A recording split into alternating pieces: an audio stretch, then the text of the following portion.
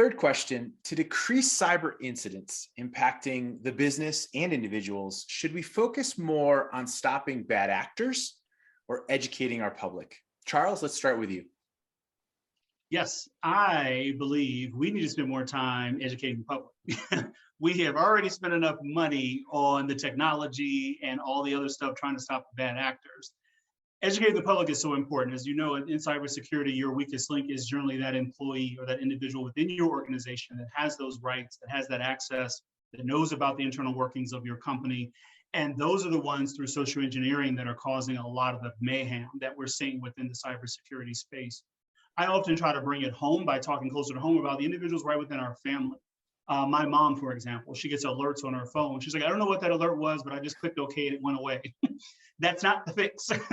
We need to start educating people and helping them better understand the threats that are out there. It's just not enough to say, don't click on that email or don't give away or create a strong password. I think we need to do more and spend efforts in actually educating people about the threats that affect the enterprise in our organizations. I will speak for mine. Within the government, we have our annual cybersecurity training. And yet, in spite that, someone still goes and does the thing that they weren't supposed to do. And what we do is we tell them, well, in order to get back on the network, you have to go take the training again. Well, if that training didn't work the first time, it's probably not going to work the second time. So spending more time investing in training that meets the needs of the users. And I think, and I've spoken to this in other forums, that oftentimes I think that's where we go wrong.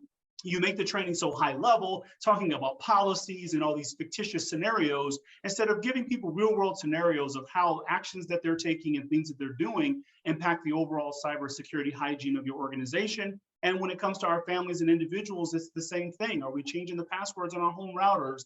Are we making sure that we're VPNing when we're in public workspaces, but not just saying it, but educating on people on the importance of it, why it's important, why you should do it, and then taking that same education and sharing it with others. I think when you get a laptop, just like when you do a car, I think you should be giving a user manual on how to keep yourself secure.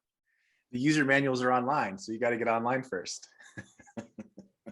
So let's kick it off to Jax. I'm excited to hear your answer. My first pass, and I'm throwing her under the bus on this, she's a military person. She's going to shoot the bad actor. Am I right or wrong?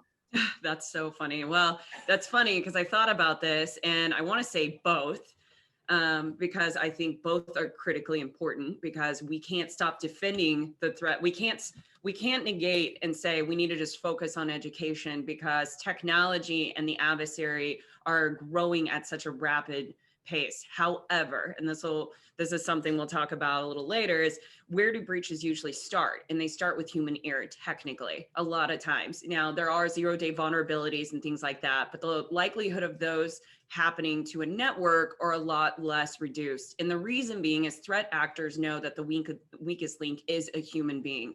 And we're talking about, I like what Charles said about like the network and the infrastructure. I want to take it even a step lower, is educating our children, starting at the lowest level and start implementing this into schools at the lowest level. An example I use around this is, we all know what to do if we get caught on fire. We stop, drop, and roll.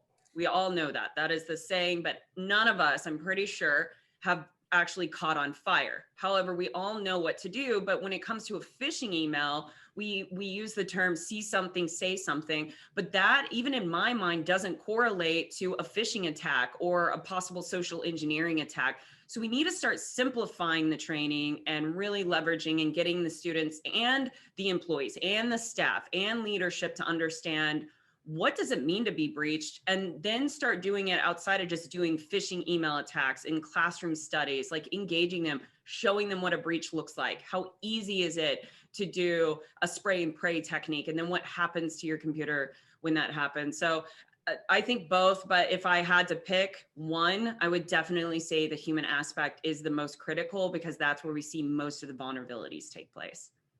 Very, very fair point. So Max? Well, I'm going to have to go a different direction on this one. I don't really think it's either, and here's why. We're not going to stop the adversary, the bad actors. There's tons of juvenile delinquents out there. I used to be one, and I'm going to attack something. So we're not going to do away with it. So we have to recognize that we cannot do away with the bad actor. In fact, we're educating the bad actors and teaching them how to attack us. Thank you, Microsoft and Patch Tuesday. But educating the public is very important, as like we are doing right now. But more than the public, I think that, and we talked about this earlier, leadership.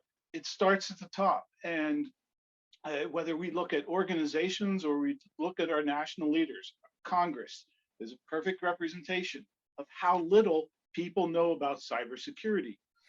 And so I'm begging everyone, write your Congress representative and tell them we need more cyber experience in your staff, because they're going to create laws in the very near future on the blockchain, and it's quite possibly going to stifle innovation because they don't know a darn thing about cybersecurity. So if we're going to really focus on who we need to talk to and enlighten, we need to work with those leaders and help them understand cyber speak, not necessarily geek speak, but we have to help them understand the risk so they can make well-informed, data-driven decisions.